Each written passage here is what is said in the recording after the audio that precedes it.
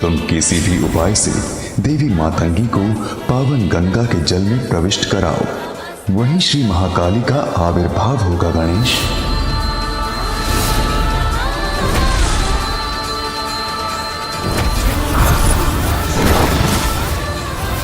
ये देवी तो श्री महाकाली नहीं, ये तो कोई और है।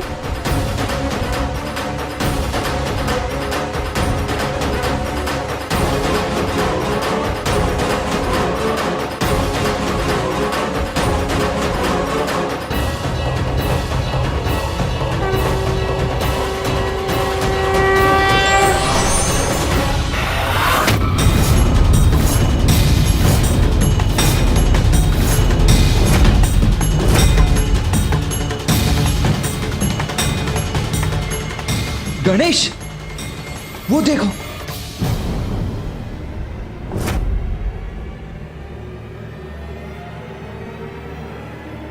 ये माता कहां अदृश्य हो गई?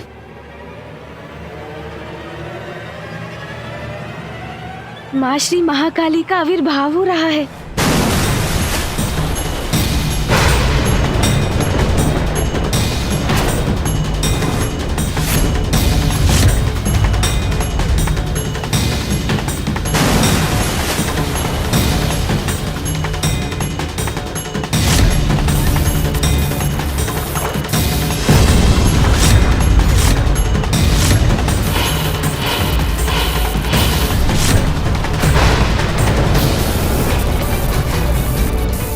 का ये रूप और ये क्रोध मुझे भयभीत कर रहा है। माता ने ऐसा कठोर रूप क्यों धारण किया है? जगत जननी की अद्भुत लीला वही जानती हैं।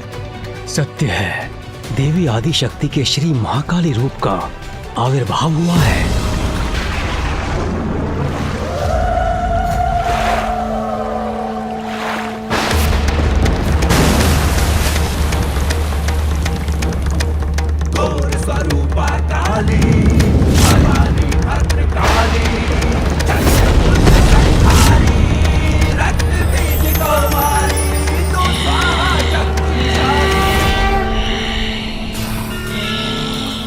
माँ प्रणाम, प्रणाम श्री महाकाली।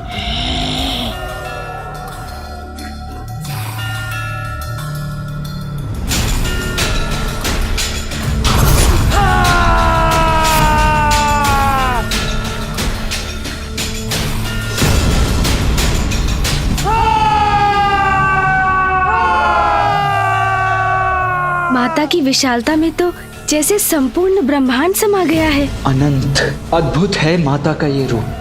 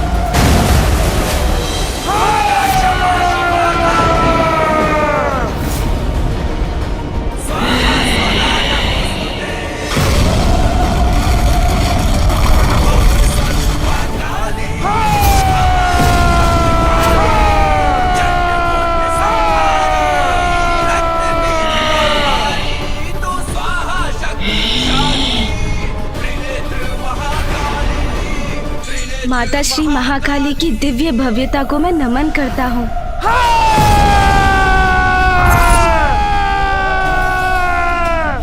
प्रतीत होता है माता अपने पूर्ण आवेश में। जय माता श्री महाकाली, आपके दर्शन पाकर हम धन्य हुए माता।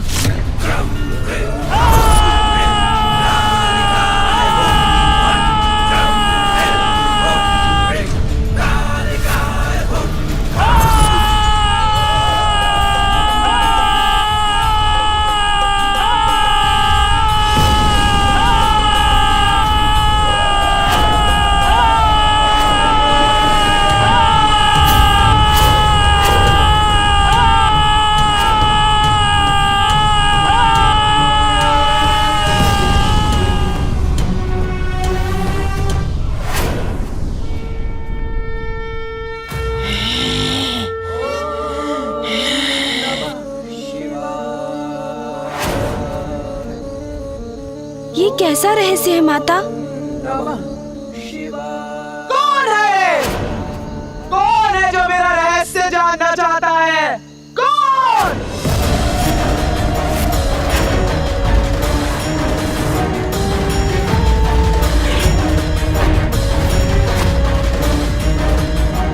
माँ का स्वर इतना कठोर क्यों है? श्री महाकाली के इतने कठोर वचन के पीछे अवश्य कोई कारण है। श्री महाकाली ने अपने वास्तविक स्वरूप में दर्शन दिया है। अवश्य ही कुछ घटित होने वाला है। तू जानना चाहता है? तू कौन जानना चाहता है? बोल, तू जानना चाहता है मेरा रहस्य? प्रणाम माता महाकाली। वो मैं इतनी देर से प्रार्थना कर रहा था। रहस्य जानना है, रहस्य जानना है, तो अब क्या हो गया? तेरे मुख से बोल किसने छीन लिए? बोल!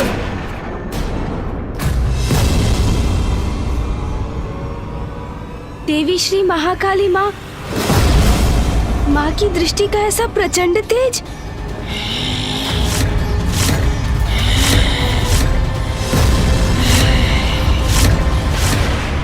माँ के इस रूप के दर्शन के पीछे का कारण मुझे जानना ही होगा।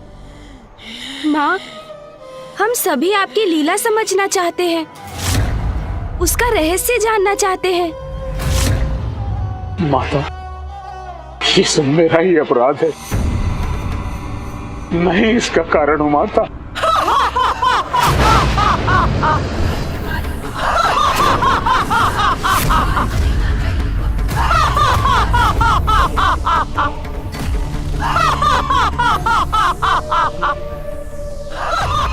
माँ का ये अट्टहास तो किसी को भी कंपित कर दे। तू है उसका कारण। कौन है तू? मेरी इच्छा के बिना कुछ भी करने वाला। सारा संसार में जो भी होता है मेरी इच्छा के कारण होता है। साधारण सा कोमल सा पत्ता भी हिलता है तो वो भी मेरी इच्छा से। तूने श्राप दिया था रे, क्योंकि वो मेरी इच्छा थी।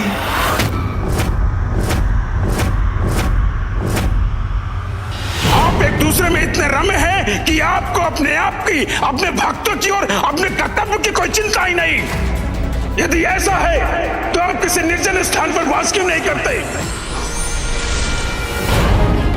तू तो मेरी सृष्टि रूपी लीला के चक्र का एक कण मात्र है, मात्र एक तुच्छ भाग है, तुच्छ भाग है, तुच्छ भाग है। वो चक्र स्वयं मैं हूँ, तू नहीं। और वो लीला चक्र यदि गतिमान होता है तो मेरे कारण, वो लीला चक्र यदि गतिमान होता है तो मेरे कारण। पूछ, पूछ तेरे मन में क्या प्रश्न है?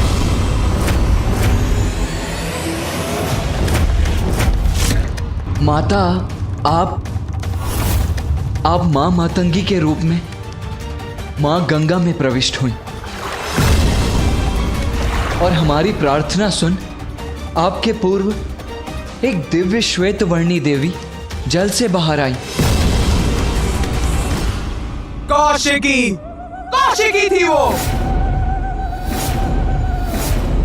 पवित्र श्वेत मौलिक वो बाहर आई और उसके श्वेत तत्व के बाहर आने के बाद गंगा की जलधारा में शेष था। स्याह, केवल स्याह? श्री महाकाली आप? हाँ, मेरी शक्ति जानना है क्या? जानना चाहता है वास्तव में मैं कौन हूँ? तो जान, संसार में ऐसा क्या है जो मैं नहीं। स्याह अंधकार अनंत होता है, जिसके आदि और अंत का किसी को ज्ञान नहीं। वही काल है और सभी उसी काल के बंदी हैं। और मैं हूँ उस काल की अधिष्ठात्री। मैं श्री महाकाली।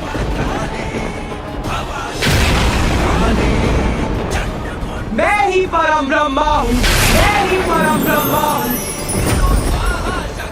पराशक्ति हूँ मैं, पराशक्ति हूँ मैं, पराशक्ति हूँ मैं। विशाल विहंगम है माता का ये रूप, अद्भुत है उनकी महिमा। माता महाकाली, हम सभी नतमस्तक हैं आपके समक्ष।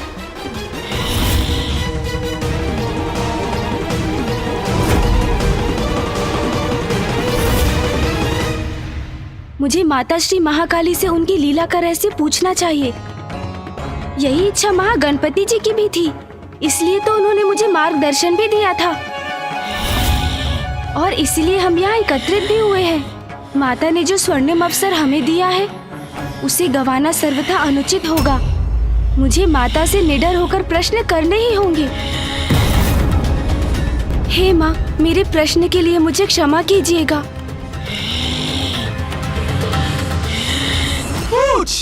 पूछ अपने प्रश्न पूछ। माता, मेरी जिज्ञासा है, मैं जानना चाहता हूँ कि क्या परम ब्रह्म अनेक है? क्योंकि जब मैंने महादेव की कथा सुनी थी तो मुझे ज्ञात हुआ था कि वो ही परम ब्रह्म है।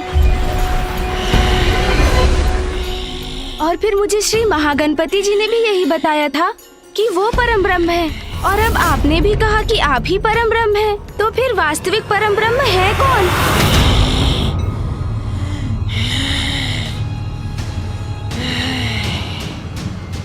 उत्तम, अति उत्तम प्रश्न पूछा है रे गणेश। सत्य है, सत्य तो यही है कि परम ब्रह्म एक ही है और हम सब उसी महाशक्ति के रूप हैं। किंतु वो तो अव्यक्त है, निरंकार है, सर्वत्र व्याप्त। उनका ना कोई आरंभ है और ना ही कोई अंत। वो तो बस है, एक सर्वोच्च अस्तित्व के रूप में। किंतु माता, यदि संसार में एक ही परम ब्रह्म है, एक ही महाशक्ति है, तो वो भिन्न रूप क्यों लेती है? गणेश, तू तो बड़ा बुद्धिमान है रे। तेरी जिज्ञासा शांत करनी ही होगी। ध्यान से सुन। परम ब्रह्म की महाशक्ति संसार में आवश्यकता के अनुसार अनेकों रूप में प्रकट होती है। वही परम ब्रह्म महादेव के रूप में प्रकट हुए और श्री महागणपति जी के रूप में भी। वही श्री महाविष्णु संसार में नारायण के रूप में प्रकट हुए।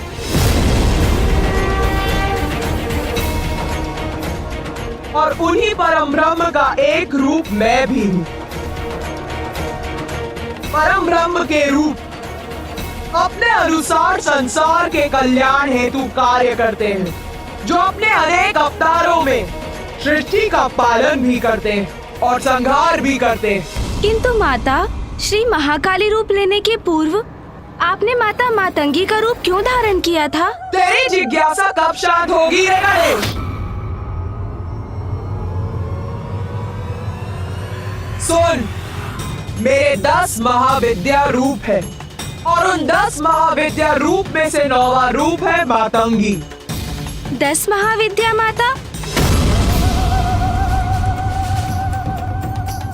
संसार के सृजन, पालन और संहार हेतु सृष्टि के विकास और उसके चक्र को उचित रूप से गतिमान करने के लिए मैं अपनी 10 महाविद्याओं के रूप धारण करती। और जब जब संसार को मेरी आवश्यकता होती है तो उसी प्रकार मैं अपना रूप धारण करती। माता, मेरी जिज्ञासा तो और भी बढ़ती जा रही है। आपकी 10 महाविद्या रूप माता, ये कौन है? हमें उनके रूप, शक्तियाँ और कार्य विस्तार से बताने की कृपा कीजिए माता। हमें उनके नामों का भी परिचय दीजिए।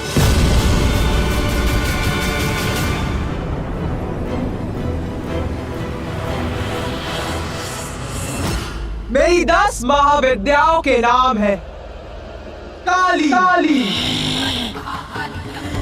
तारा, षोडशी भुवनेश्वरी भैरवी भूपति बगुला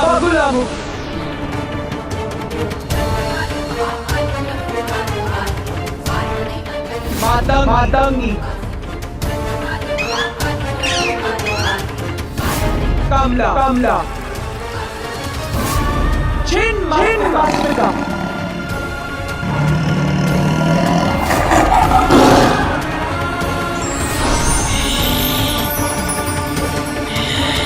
और मेरे प्रत्येक महाविद्या रूप में महादेव भिन्न रूप में मेरे साथ रहते, जैसे कि मेरे मातंगी रूप में वो मातंग के रूप में मेरे साथ रहते। माता, हमें अपने 10 महाविद्या रूपों का परिचय देने के लिए आपको अनेकों धन्यवाद। क्यों? तुम सभी यहाँ मेरे महाकाली रूप का रहस्य ज्ञात करने के लिए एकत्रित हुए हो ना? तो सुनो, अब मैं तुम्हें अपने महाविद्या रूप और मेरे उस रूप में महादेव कौन से रूप में होते हैं ये बताती हूँ।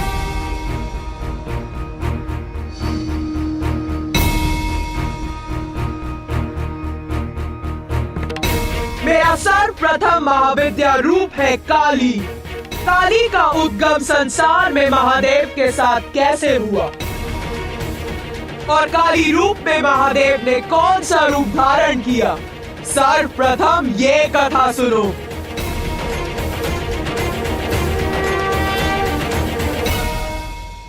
प्रलय के उपरांत संसार नष्ट हो जाता है, कुछ शेष नहीं रहता। तब एकमात्र मैं रहती हूँ, अव्यक्त निरंकार रूप में, और फिर मेरा प्रणव रूप प्रकट होता है जिससे संसार की सृष्टि होती।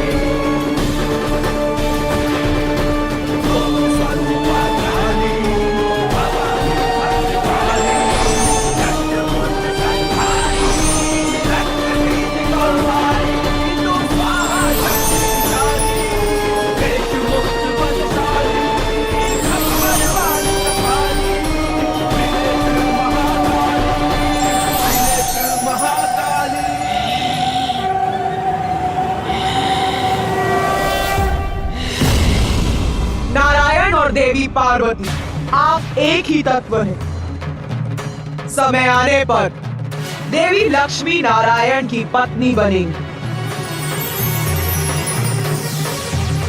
और देवी पार्वती महादेव की अर्धांगिनी। महादेव और देवी सरस्वती आप दोनों एक तत्व हैं। उचित समय आने पर देवी सरस्वती ब्रह्मदेव की पत्नी बनेंगी। आप सभी को अपने दायित्व, शक्ति और कार्य ज्ञात होंगे।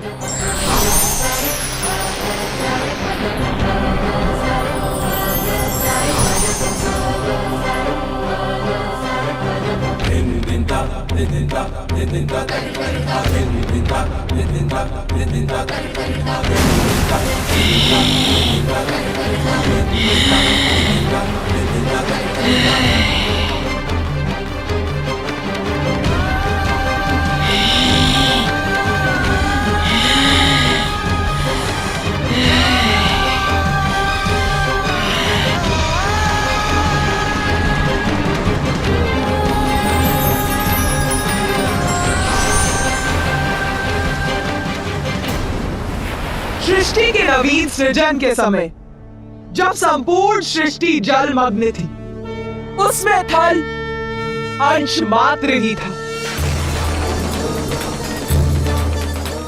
जो जल में उसी प्रकार विद्यमान था जैसे घृत जल में रहकर भी उससे पृथक ही रहता है। थल कोमल था, उसे कठोर बनाना था जिससे उस पर जीवन का संचार हो सके। विष्णुदेव को संसार का पालनहार बनना था, किंतु उसके लिए सर्वप्रथम संसार को आकार देने की आवश्यकता थी। इसीलिए मैंने निर्णय लिया कि विष्णुदेव संसार की रचना में मेरे सहायक बनेंगे। सृष्टि के पालनहार, किंतु मामा जी तो गहन निद्रा में लीन थे। सत्य है, नारायण तामसी प्रभाव में आकर माया के वशीभूत थे, इसीलिए उन्हें निद्रा से जगाना अत्यंत महत्वपूर्ण था। और उन्हें जगाने के लिए मैंने अशांति उत्पन्न करने का निश्चय लिया। अशांति माता? हाँ, अशांति मधु और कैटब के रूप में।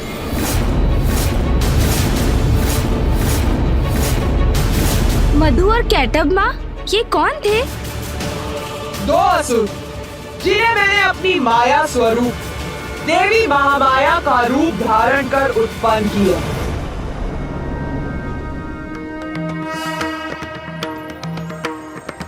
कृष्णाय गोविन्दाय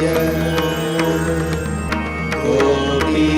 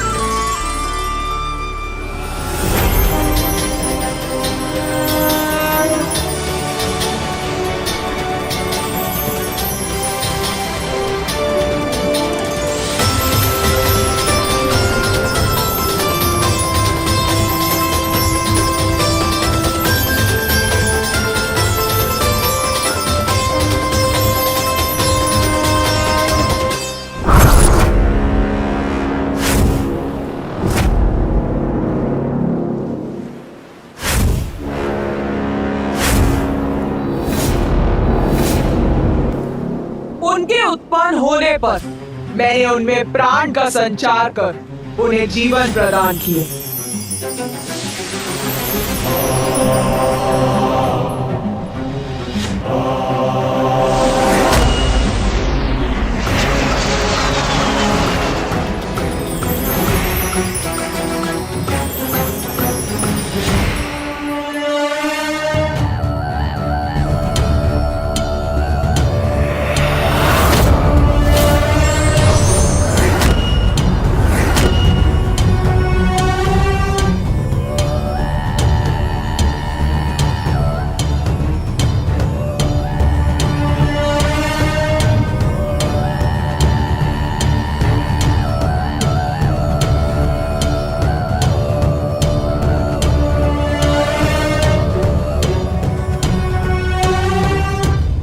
ये क्या स्थान है?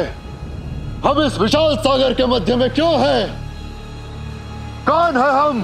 हम कौन है? कौन है हम? कौन है हम? कौन है हम? वत्स,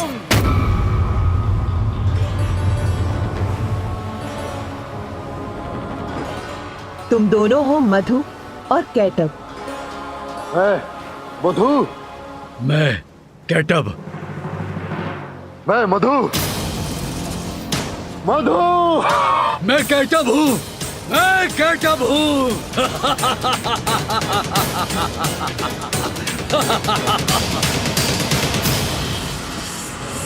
किंतु तुम कौन हो देवी? मैं हूँ महामाया और तुम्हारा जन्म मेरी लीला से ही हुआ है।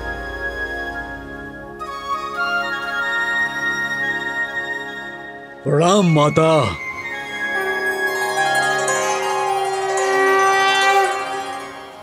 हमारे नामों के अतिरिक्त हमारा क्या परिचय है?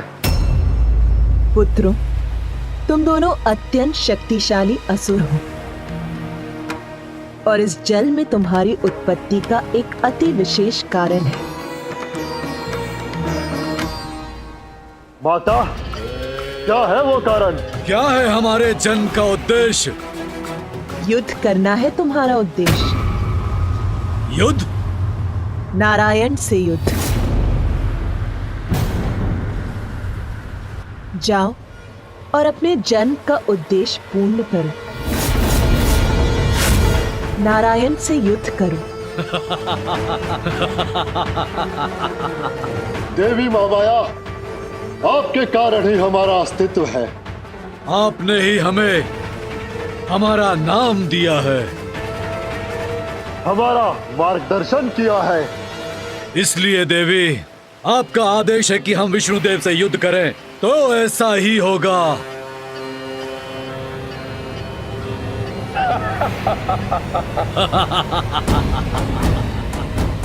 प्रणाम माता।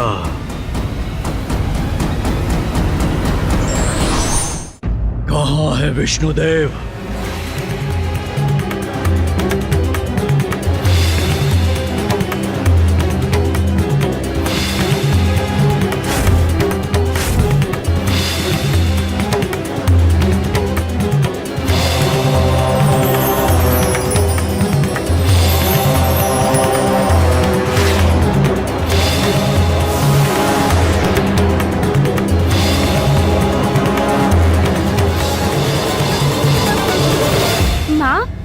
मधु और कैटब को मामा जी के साथ युद्ध करने का आदेश दे दिया।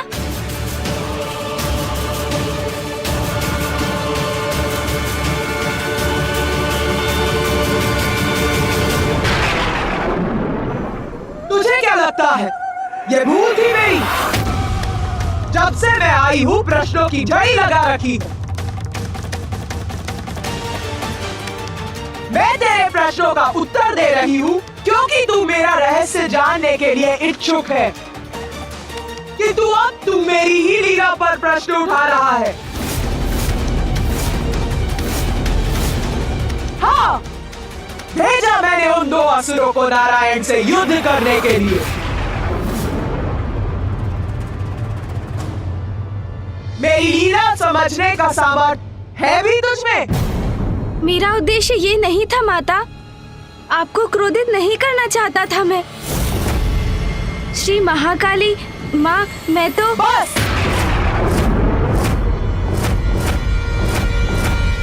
अब और कुछ नहीं।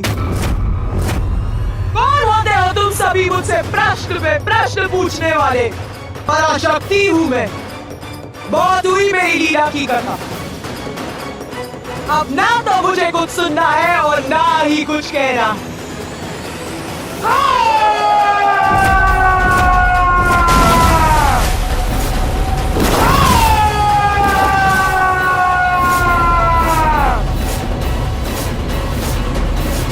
जा, नहीं बताती मैं अपना रहस्य। ये क्या कर दिया मैंने? माँ श्री महाकाली माँ के कोप को जागृत कर उन्हें हमसे रुष्ट कर दिया।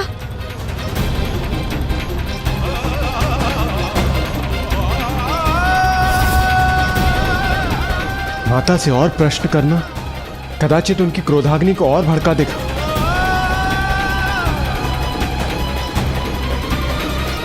बस, बहुत हुआ। अब मैं यहाँ एक पल भी नहीं रुकूंगी।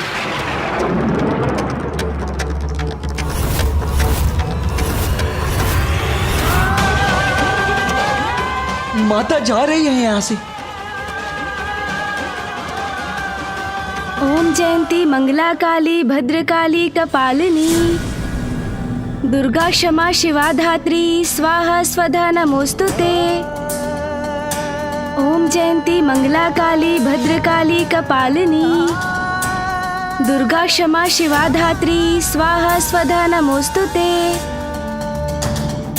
ओम जयंती मंगला काली भद्रकाली कपालिनी दुर्गा क्षमा शिवा धात्री स्वाहा स्वधा नमोस्तुते।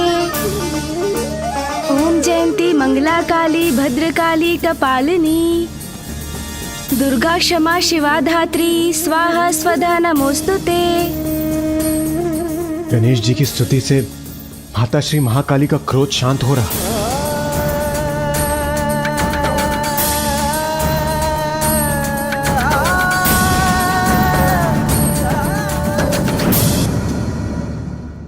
माँ, माँ,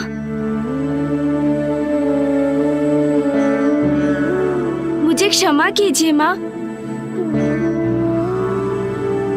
मैं अपने प्रश्नों से आपको क्रोधित नहीं करना चाहता था। ये प्रश्न तो मात्र मेरी जिज्ञासा थी। कृपया अपनी कथा हमें सुनाइए ना माँ। अपनी दिव्य लीला को विस्तार से समझने के लिए हम सभी अति उत्साहित हैं। हमारी जिज्ञासा शांत कीजिए ना माँ। वास्तव में बुद्धि का देवता है तू। मेरी क्रोधाग्नि को शीतल कर दिया। तुम सभी मेरी लीला जानना चाहते थे ना? तो सुन, मैंने ही उन दो असुरों को नारायण से युद्ध करने का आदेश दिया था। किंतु असुरों का तो स्वभाव ही होता कि वो कभी किसी के आदेश का पालन नहीं करते। अर्थात माता? अर्थात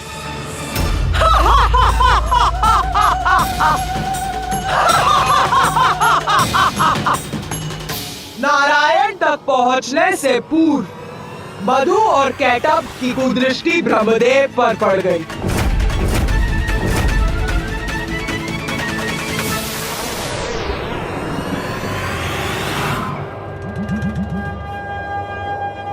वो वहां देखो भ्राता कैटब, क्या है वो? उचित है मधु, देखता हूँ, अभी देखता हूँ।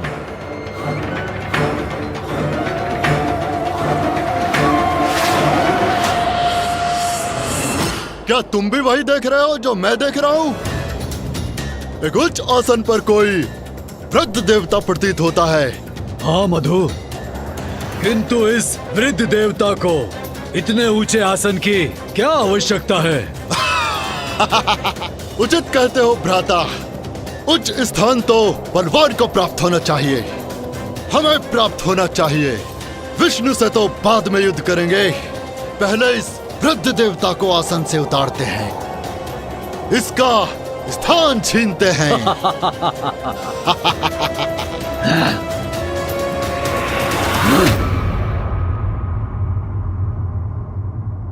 वृद्ध देवता सुनो।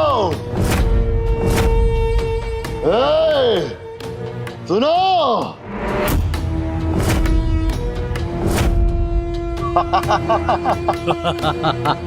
ये दो असुर कौन हैं? इस दुर्बल प्रतीत होने वाले वृद्ध देवता को तो हम बड़ी आसानी से कमल सिंहासन से गिरा सकते हैं। हाँ, सर्वप्रथम इससे मुक्ति पाएंगे हम, फिर उस विष्णु को नष्ट करेंगे, फिर इस संपूर्ण सागर के अधिपति बनेंगे हम। ये कुरूप असुर मेरे इतने निकट, इन्हें देखकर ही इनसे घृणा हो रही है मुझे। ए वृद्ध देवता, यहाँ एकाकी बैठकर क्या कर रहे हो? मैं वृद्ध नहीं हूँ। मेरे ये श्वेत केश मेरे ज्ञान के प्रतीक हैं और ये मेरा स्थान है। मुझे जहाँ होना चाहिए मैं वहीं हूँ। नहीं, ये स्थान तुम्हारे लिए उपयुक्त नहीं है। तुम्हें इस ऊंचे आसन की कोई आवश्यकता नहीं। इसके योग्य नहीं हो तुम। चलो उतरो यहाँ से। तुम दोनों यहाँ कर ये उपद्रव क्यों कर रहे हो? मैं शांति प्रिय हूँ। तुम्हें मेरे स्थान से मुझे हटाकर क्या प्राप्त होने वाला है? क्या प्राप्त होगा हमें? बस अब और प्रश्न उत्तर न आए। दूसरों को सताने में ही आनंद है, इतना भी नहीं समझते।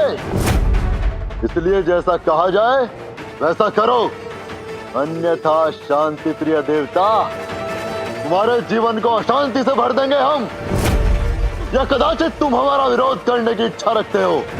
हाँ, विरोध करो, संघर्ष करो हमसे, यही चाहते हैं हम। फिर तुम्हें सताने में और आनंद आएगा। ये असुर तो बड़े दुष्ट प्रतीत होते हैं। मैं करूं तो क्या करूं?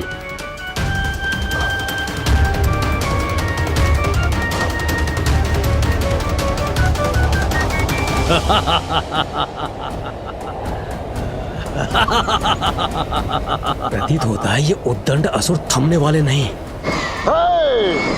उतरो नीचे इस आसन से, अन्यथा हम बलपूर्वक गिरा देंगे तुम्हें। इसके योग्य नहीं हो तुम। चलो उतरो यहाँ से।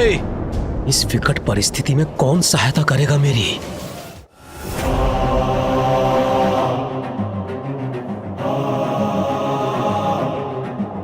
नारायण से सहायता की गुहार करता हूं। नारायण, नारायण, निद्रा त्यागिए, उठिए नारायण, नारायण, मेरी सहायता कीजिए। नारायण, विष्णु को निद्रा से जगाने में क्या लाभ?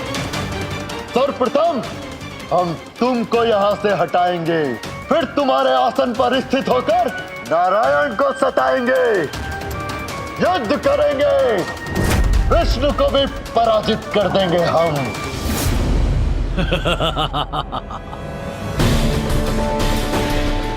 प्रभुदेव मधु और कैटब से आतंकित, क्योंकि वो उनसे युद्ध नहीं कर सकते, तो वो नारायण की प्रार्थना कर उन्हें उनकी निद्रा से जगाने का प्रयत्न करने लगे।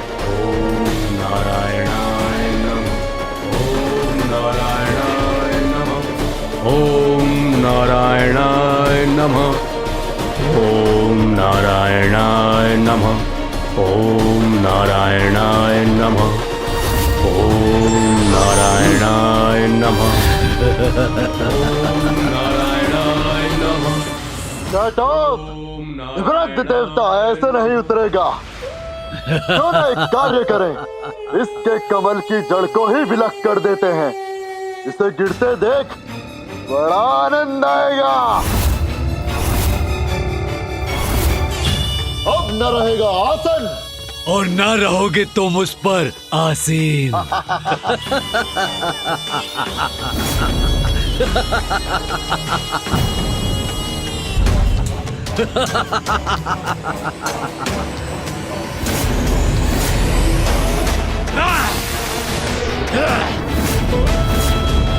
ये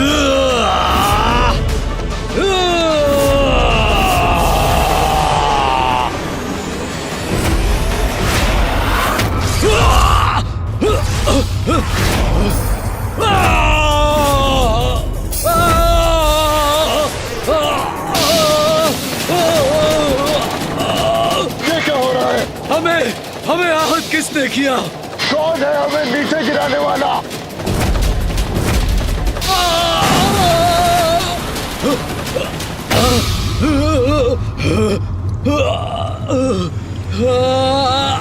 हमें चुनौती देने का दुस्साहस किसने किया? किसने अपनी मृत्यु को आमंत्रित किया? मैं नारायण।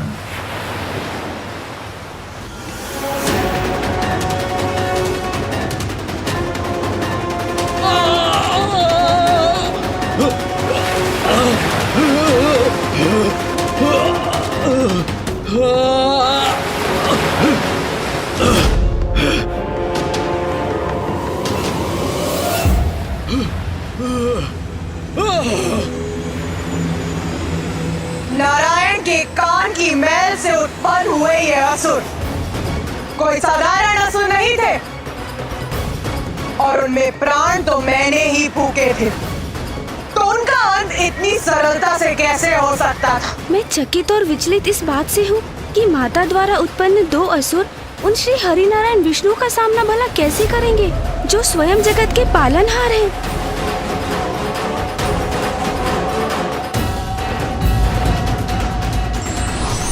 जगत के कल्याण के लिए परम ब्रह्म एवं भगवान को भी कठिन परीक्षा का सामना करना पड़ता है, जिसका अनुसरण हमें भी करना चाहिए।